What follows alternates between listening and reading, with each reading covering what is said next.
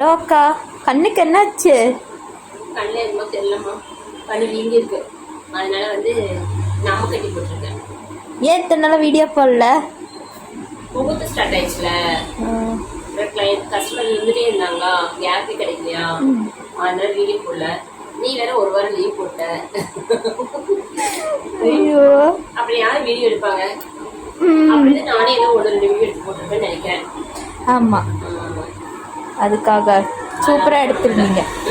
அதெல்லாம் சூப்பரா தான் எடுத்திருந்தீங்க. இல்ல எல்லாரும் என்ன தெரியுமா சொன்னாங்க, அந்த பொண்ணு எடுக்கிறது நல்லா இருக்குனாங்க. முன்னாள் கூட ஒருத்தவங்க சொன்னாங்க, அந்த வீடியோ எடுக்கிறது யாரு, இந்த பொண்ணு தான் அந்த வீடியோல எல்லா பேரும் பேசுறதா அப்படின்னு கேட்டாங்க. அவங்களுக்கு நீயும் பத்மாவும் இடையில பேசுறீங்கல்ல, அது வந்து உங்களுக்கு ரொம்ப பிடிச்சிருந்துச்சு. அப்புறம் நீங்க வந்து உங்க அம்மா பாயசம் எடுத்துருந்தாங்கல்ல, நான் நினைச்சிட்டேன் சேமியா பால் பாயசம் சாப்பிடணும் அப்படின்னு சொல்லி நினைச்சிட்டே இருந்தேன். அன்னைக்கு ஒரு நாள் நான் வச்ச கெஸ்ட் வீட்டுக்கு போய் கொண்டு போது ஆனா வந்து கம்மியாயிடுச்சேன். அப்ப வந்து நேற்று நைட் நல்லா சாப்பிட்டேன். இப்படி எல்லாம் சாப்பிட்டா அது எப்படி வெயிட் போடுங்க? ஃபீல் பண்ணாதீங்கக்கா, ஆசையாவும் இருக்கு. ஃபீல் பண்ணாதீங்க. அந்த நாகர்கோயில் ட்ரிப் என்னாச்சு? ஆமா, நம்ம வந்து சொல்லிட்டு இருந்தோம்ல, கன்னியாகுமரி போனோம், கன்னியாகுமரி போலான்னு சொல்லிட்டு சொன்னாங்க. அப்புறம் வந்து நாங்க வந்து மதியம் 3 மணிக்கு போனோம். 3 மணியாக்கா? மதியம் 3 மணிக்கு தான் வீட்டுல இருந்தே கிளம்பணும். கிளம்பி அது அந்த 3 மணிக்கு போய் கூடி எங்க மதனி இருக்காங்கல்ல, அவங்க வந்து ஸ்கூலுக்கு போயிட்டு ப்ராக்ரஸ் எல்லாம் சைன் பண்ணணும்னு அவங்க அங்க போயிட்டு வந்தாங்க. அப்புறம் போனோம். போனா எல்லாரும் என்ன பண்ணுவாங்க, நேரம் கடல் போவாங்க, இல்லைன்னா அங்க கோயில் எல்லாம் இருக்குல்ல அங்க எல்லாம் போவாங்க. நாங்க என்ன போனோம், நேரம் போனோடனே ஃபர்ஸ்ட் போகும்போதே எனக்கு வந்து மீன் மாசம் வந்து பயங்கரமா இழுத்துச்சு. அப்ப நான் கேட்டேன், போய் மீன் சாப்பிட்டு போலாமா அப்படின்னு கேட்டேன். உடனே எங்க அத்தை பொண்ணுட்டு, வா அங்க போய் சாப்பிட்டுக்கலாம் அப்படின்னு சொல்லிட்டு மறுபடியும் சாப்பிடையான்னு கேச்சீங்களா, இல்ல நம்ம அப்புறமா சாப்பிட்டுக்கலாம் அப்படின்னு போனோம். அப்புறம் போகும்போதே பாத்தீங்கன்னா, அப்புறம் எங்க போய் டீ குடிக்கலாம், எங்க போய் வடை சாப்பிடலாம், நீங்க உங்களுக்கு சாப்பாடா சாப்பிட்டுட்டு இருந்திருக்கீங்களா அப்படின்னு சொல்லிட்டு அப்புறம் போய் ஒரு கடை பாக்கி விடல, எல்லா கடைக்கும் போனோம். போய் ஃபர்ஸ்ட் நாங்க அந்த கடலுக்கு எதுக்குமே போகல, கடையே போனோம். போய் பேக் எல்லாருமே பேக் வாங்கணும். நான் பேக் வாங்கினேன், லாவணியா பேக் வாங்கிச்சு, மதுரை பேக் வாங்கினாங்க, எல்லாருமே ஆளுக்கு 2 பேக். அப்புறம் போனா கண்ணாடி, அழகாக கண்ணாடி வச்சிருப்பாங்கல்ல, அந்த கண்ணாடி எல்லாருமே கண்ணாடி வாங்கணும். அப்புறம் வீட்டுல பாத்தீங்கன்னா அந்த அண்ணா வந்து நல்ல வாட்சியில வாட்ச் வாங்கி கொடுத்துருக்காங்க. அதெல்லாம் வீட்டு போட்டு அவங்க ஒரு வாட்ச் கடை இருந்துச்சு. அங்க போய் எல்லாருமே 100-200 வச்சு வந்த வீட்டுக்கு வந்து ஒரே திட்டுங்களுக்கு. அப்புறம் ஷால் எதோ கண்ணில் பாக்குறோமோ அதெல்லாம் போய் வாங்கணும். அப்புறம் இதெல்லாம் வாங்கிட்டு அப்புறம் இந்த ரோட்ல இந்த வித்துட்டு வருவாங்கல்ல, என்ன வடை எல்லாம், சுண்டல் வடை அந்த மாதிரியா, அது வந்து என்னமோ வடை, உள்ளி வடைன்னு சொல்லி வித்துட்டு இருந்தாங்க. சரின்னு சொல்லிட்டு அது சாப்பிட்டு கேட்டா அந்த வடை திஞ்சு போச்சு. இப்ப இந்த பருப்படை இருக்கும்ல, அப்புறம் அதை வாங்கி சாப்பிட்டு அப்புறம் அதுக்கப்புறம் கொஞ்ச நேரம் போய் கழுவிட்டு போயிட்டு கொஞ்சம் காலில் தண்ணி வைக்கணும். போய் காலில் போய் நினைச்சுட்டு வருவாங்கல்ல, தண்ணி ஒரு டிராப் கூட நாங்க பண்ணல. அது வேற பெருமையாவே சொல்றீங்க. தண்ணி நின்று பார்த்துட்டு அப்படியே வந்துட்டோம். வந்து அதுவும் அப்பவும் நேரால வரல, அப்பவும் போய் எல்லா கடையா போய் மறுபடியும் போயிட்டு அப்புறம் கடையில் போய் டீ இதெல்லாம் சாப்பிட்டு அப்புறம் பர்ச்சேஸ் போயிட்டு வீட்டுல இருந்து எனக்கு ஃபோன் வந்துருச்சு. ஃபோன் வந்து என்னாச்சு எங்க இருக்கீங்கன்ட்டு. 9 நைட்டு லேட் ஆயிடுச்சு, ஒரு 7-8 மணிக்கு மேலே ஆயிடுச்சு நினைக்கிறேன். அப்புறம் சரின்னு சொல்லிட்டு அடிச்சு பிடிச்சி ஓடணும்.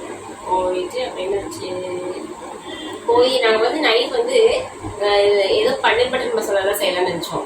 நாங்க இங்க எல்லாம் நின்று எங்களுக்கு எல்லாம் ரொம்ப கால்வடி வந்துருச்சு. அதுக்கப்புறமா போய் இருக்கிறதே எல்லாம் சூட் பண்ணி கொடுத்தோம். அந்த மாதிரி ஆச்சு. எங்க அண்ணா கேட்டாங்க, எல்லாம் கன்னியாகுமரி போயிட்டு இருந்தாங்க, வீடெல்லாம் ஒரே மண்ணா இருக்கும், மணலா இருக்கும், எல்லாம் நினைச்சு மணல்ல ட்ரெஸ் எல்லாம் ஒட்டிக்கோங்க, அந்த மாதிரிலாம் இருக்கும். நீங்க எல்லாம் பார்த்தா கடைக்கு போன மாதிரி இல்ல, கடைக்கு போன மாதிரி கரெக்டா கண்டுபிடிச்சிட்டாரு போல. ஆமா அப்படின்னாங்க. அப்புறம் எங்க மதனி வந்துட்டு ஒரே கால் வலிக்குது அப்படிங்காட்டி, இவளுக்கு எதுக்கு நீங்க வந்து இதெல்லாம் வாங்கி கொடுத்தீங்க, இவளுக்கு ஒரு வாக்கர் ஒண்ணு வாங்கி கொடுத்துருக்கல, வாக் ஸ்டிக் இருக்குல்ல, அதை வாங்கி கொடுத்துருக்கலாம் அப்படின்னு சொன்னாங்க. பயங்கர காமெடியா போச்சு அந்த அன்னைக்கு. போகும்போது ஒரே ஒரு ஹேண்ட்பேக் மட்டும் தான் கொண்டு போகணும் போகும்போது. அதுவும் நாங்களே யாரும் கொண்டு போகல. என் தங்கச்சி மட்டும் ஒரே ஒரு ஹேண்ட்பேக் கொண்டு வந்தான். கடைசியில போனோடனே ஃபர்ஸ்ட் எடுத்து என்ன வாங்கணும், எல்லாம் பேக் பெருசு பெருசுதான். இந்த பேக் தான், இந்த பேக் இருக்குல்ல, எல்லாரும் இந்த பேக். அப்புறம் இன்னொன்னு இதே இந்த சைஸ்ல இன்னொன்னு வந்து வெயிட்லெஸ்ஸா இருக்கும். அந்த பேக் வந்து பாப்பாக்கு சரி கொடுத்து விடலாம், அவங்களுக்கு கொடுத்துடலான்னு இருக்கேன். அப்ப யூகே போனான்னா அவளுக்கு அங்க ஏதாவது பர்ச்சேஸ் எல்லாம் பண்ணோம்னா அது அழகா இருக்கும். அதனால இருக்கேன். அப்போ இந்த பேக் வாங்கி எல்லாரும் பேக் வாங்கி மாட்டிட்டு இந்த பேக் ஃபுல்லா நினைச்சிட்டு வந்தோம். எல்லாத்தோட பேக்கும் எல்லாத்துக்கிட்டையும் போகும்போது ஒரே ஒரு ஹேண்ட் பேக் தானே போனோம். வரும்போது எல்லாருமே பேக்கோட தான் வந்தோம். அப்புறம் அண்ணா ஒரே சிரிச்சிட்டு இருந்தாங்க. அது நல்ல ஜாலியா இருந்துச்சு. ஆனா அன்னைக்கு வேற ஏதாவது இடத்துக்கு போனீங்களா இதை தவிர? ஆமா. அப்புறம் அடுத்த நாள் வந்து எங்க போனோம் தெரியுமா? வரும்போது லேட் ஆயிடுச்சா, என்ன தெரியுமா, வந்து முந்தின ஒரு பஸ் இல்லாம முன்னாடியே இறங்கிட்டோம். இறங்குனா அப்புறம் உங்க அண்ணா வேற திட்டுவாங்க அப்படின்னு சொல்லிட்டு பஸ் வேற இல்லையா, நாங்க வந்து அதுக்கு முன்னாடி ஒரு ஊர் இருக்கு தோப்பூர் சொல்லிட்டு, அந்த ஊர்லயே இறங்கிட்டோம் பஸ் இல்லாதனால. அப்புறம் இறங்கி உங்க அண்ணா வேற திட்டுவாங்க தெரியா அப்படின்னு சொல்லிட்டு சரி எனக்கு கூப்பிட்டு பாருங்கன்னு சொன்னேன். கூப்பிட்டு பையனை மட்டும் அனுப்பிச்சு வைங்க, ஒரே ஒரு வண்டி மட்டும் எடுத்துட்டு பையனை மட்டும் அனுப்பிச்சு வைங்கன்னு சொன்னேன். அப்புறம் அண்ணாவே வந்து கூப்பிட்டாங்க. அப்புறம் ஒருத்தவங்களா போய் கூப்பிட்டு போய் வீட்டுக்கு வந்துடலாம் அப்படின்னு சொன்னாங்க. அப்புறம் அதுக்குள்ள வந்து எங்க நாங்கள் 2 பேர் நடந்து வரோம்னு சொல்லிட்டு நானும் எங்கள் அத்தை போல இருக்குல்ல, நாங்கள் 2 பேர் நடந்தே வந்துக்கணும் அப்படின்னு சொல்லிட்டு நாங்கள் 2 பேர் நடந்து வந்துட்டோம். அப்புறம் வந்து ஆனா திட்டல, சிரிச்சுட்டு தான் இருந்தாங்க. அப்புறமா நெக்ஸ்ட் டே வந்து ராஜாவுக்கு போனோம். ராஜாவுக்கு அங்க வந்து ஒரு 2-3 ஊர் தள்ளி ஒரு கோயில் இருக்கு. ராஜாவூர்னு ஒரு ஊர் இருக்கு எங்க அண்ணா ஊர் பக்கத்துல. அது பார்த்தீங்கன்னா ஒரு 2-3 ஊர் தள்ளி இருக்கும். அந்த ஊர்ல வந்து மிக்கேல் சமரசர் சர்ச் இருக்கு. அவங்க பார்த்தீங்கன்னா இந்த பேய் பிடிச்சவங்க பைத்தியம் பிடிச்சவங்க இருக்காங்கல்ல, மனநல பாதிப்பட்டவங்க, அவங்கள எல்லாம் கொண்டு அங்க விட்டுருவாங்க. கொண்டு விட்டாங்கன்னா அங்க அப்படியே சரியாயிடுவாங்கன்னு ஒரு நம்பிக்கை. நிறைய பேர் அங்க சரியாகுவாங்க போல இருக்கு. சரியாயிட்டு நல்லபடியா போவாங்க போல. அந்த மாதிரி அவங்க கொண்டு விட்டுருந்தாங்க, விடுவாங்க. அந்த சர்ச்ல வந்து நிறைய அப்படிலாம் கொண்டு விடுவாங்க. ரொம்ப ஃபேமஸான சர்ச் அது. அப்புறம் அதனால சரி சொல்லிட்டு நாங்க எப்போ கொண்டு அவங்க போவோம். அப்போ எனக்கு தான் ஒரே டிப்ரெஷனா இருந்துச்சா. அப்ப நான் நினைச்சேன் நம்மளோட டிப்ரெஷன் வந்து அங்க போனா சரியாயிடும் அப்படின்னு நினைச்சிட்டு அப்புறம் நாங்க சர்ச் போனோம். அங்க போயிட்டு அங்கே அப்புறம் நானு அனுஜா லாவண்யா 3 பேர் தான் போனோம். நடந்தே போனோம். எத்தனை கிலோமீட்டர், 3 கிலோமீட்டர் 4 கிலோமீட்டர் நினைக்கிறேன். நடந்தே போயிட்டு நடந்தே வந்துட்டோம். நாங்க நைட்டு ஃபுல்லா வாக்கிங்லயே எல்லாம் போயிட்டு வந்திருக்கீங்க. நடந்துட்டே தான் இருந்தோம். அங்க போனதுல வந்து ஒரே நடந்து. அப்பதான் அந்த அதுக்கு ஒரு ஆப் இருக்குல்ல, அந்த ஆப்போட பேர் எனக்கு மறந்துச்சு. அந்த ஆப் வச்சு தான் எங்க அத்தை கொண்டு நடக்கும். ஒரு நாளைக்கு 10,000 ஸ்டெப்ஸ் அந்த மாதிரி. அதனால நல்லா நடந்தோம். அதே மாதிரி நைட்ல பாத்தீங்கன்னா சாப்பிட்டு முடிச்சுட்டு வெளியில வந்து ரோடு ரொம்ப சைலண்டா தான் இருக்கும்.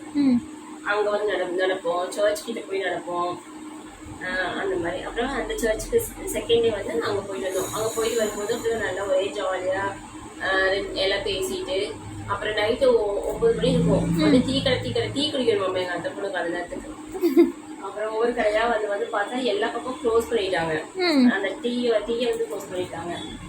அப்புறமா வந்து இந்த முறுக்கு அப்புறம் என்ன கடகப்படி ஆரம்பிச்சிருவாங்க, அதெல்லாம் வாங்கிட்டு அப்புறமா வீட்டுக்கு வந்துட்டோம். அப்புறம் நெக்ஸ்ட் டே வந்து நாங்க எங்க வீட்டுக்கு வர டே, அதனால அந்த அன்னைக்கு மட்டும் நாங்க எங்கேயும் போகல.